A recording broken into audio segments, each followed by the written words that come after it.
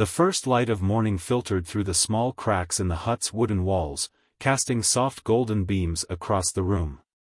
Leo stirred, the warmth of the blankets cocooning him as he blinked sleepily, his mind still foggy from the night. When he glanced down, he found Haru's head resting against his chest, the other man still sound asleep, his breathing steady and peaceful. Leo couldn't help but smile.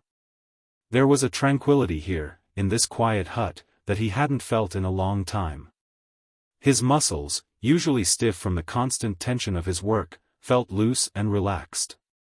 His mind was clear, a kind of weightlessness replacing the usual cloud of stress and sleeplessness. The gnawing exhaustion that had plagued him for weeks was gone.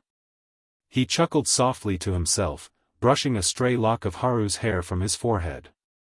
He realized, with a strange sense of disbelief, that he hadn't taken any of the herbal remedies Haru had given him since the trip began. In fact, he hadn't needed them. The peace, the comfort, the connection they had shared was more than enough to reset his body and mind. As Haru shifted in his sleep, Leo's smile widened. He gently nudged him awake. "Hey, Haru," he murmured softly. Haru stirred, blinking slowly as he met Leo's gaze. There was a softness in his eyes, the remnants of their intimate moments lingering between them, but also something more. They had crossed a line last night, and the vulnerability they'd shared made everything feel different. "Good morning," Haru said, his voice rough from sleep. He yawned and stretched, his body still feeling the weight of the previous day's journey. "You slept well?" "Better than I have in ages," Leo replied, a mischievous grin creeping onto his face. "I just realized I haven't taken any of those herbal remedies since we started this trip." Haru raised an eyebrow, not fully awake yet but intrigued. "Yeah?" Leo chuckled, leaning back slightly, his fingers still playing with a strand of Haru's hair.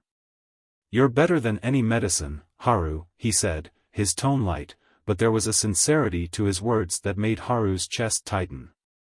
Haru's breath caught, and for a moment, there was nothing but the quiet rustle of the wind outside and the soft crackling of the fire.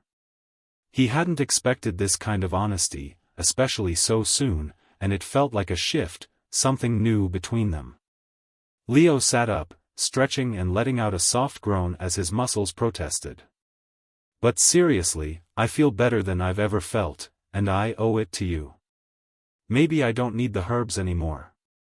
Haru's heart fluttered at his words, and though he had already known that their connection had begun to change, hearing it aloud made it all the more real.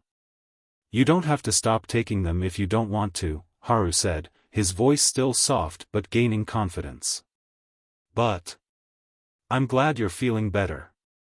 Leo chuckled again, rubbing his hands over his face. "I think you've done enough to cure me for now. And anyway, I think I'd rather have you by my side than a handful of herbs." Haru smiled, his cheeks flushing slightly at the compliment. "We should probably head back to the shop. The storm's passed, and there's work to be done." They stood together, stretching and gathering their things, the shared intimacy of the night lingering like a quiet promise. As they made their way back to the herbal shop, the journey felt different, lighter, somehow. They walked side by side, each step more sure than the last, the bond between them growing stronger with every passing day.